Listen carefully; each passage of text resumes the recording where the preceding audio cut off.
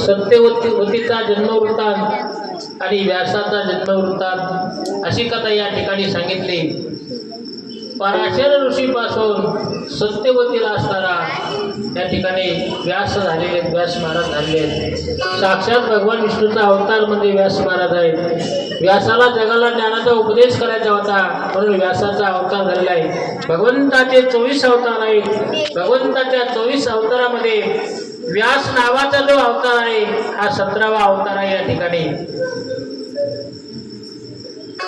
ती सत्यवती असताना त्या ठिकाणी यमुनेच्या एका द्वीपामध्ये राहिली महाराज, आणि त्या द्वीपामध्ये राहिल्यामुळं त्याला व्यास महाराजाला द्वैपायन म्हणतात। द्वैपायन, आपण जे द्वैपायन नाव म्हणतो ना, द्वैपायन नाव पडलं। आणि व्यास महाराजाचा रंग असा सावळा असल्यामुळं, कृष्णवर्णीय असल्यामुळं त्यांना नाव ठेवलं कृष्ण द्वैपायन। आपण ते व्यास म्हणतो ना, कृष्ण द्वैपायन।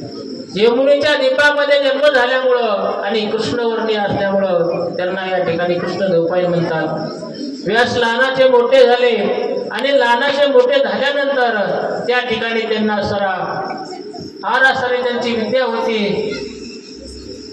आणि त्यांना आईला सांगितलं, आई मी असं या ठिकाणी वनामध्ये जाणार आहे, मी तुझ्यासोबत राहणार नाही, कारण मी तुझ्यासोबत राहिलो तुम्हाला तुझंच काम करावं लागेल महाराज।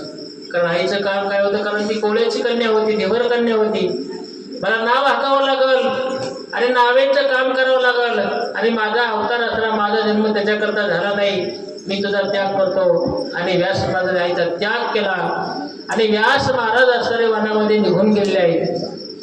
संकर ऋषीने स्वतःला कृष्ण कथा सांगितली आणि त्याच्यानंतर या ठिकाणी सांगितलं सुत महाराजांनी की त्या सत्यवतीचा विवाह पुन्हा संत ऋषी झाला। कोणाशी झाला? संत ऋषी विवाह झाला। मग म्हणले हा शंतनू कोण होता, त्याची कथा या ठिकाणी संकर ऋषीने विचारली। त्यावेळेस सुत महाराज सांगतात, एक असताना महाभीष नावाचा राजा होता, आणि महाभीष नावाचा राजा असताना तो सुद्धा जसा हा उपरिचर होता तसा तो सुद्धा पुण्यवान होता। आणि तो पुण्यवान राजा असताना त्याचा सुद्धा पुण्याच्या बळावर तो स्वर्गामध्ये गेला होता। स्वर्गातील देवामध्ये तो नेहमी राहायचा, वावरायचा। असा असताना तो महाभीष नावाचा राजा होता, फार मोठा पुण्यवान तो राजा होता। एक वेळेस तो इंद्राबरोबर स्वर्गामध्ये राहत असताना सत्य लोकांमध्ये देवसभा भरल्यानंतर त्या ठिकाणी त्या ठिकाणी गंगा सुद्धा त्या ठिकाणी आली होती, आणि गंगा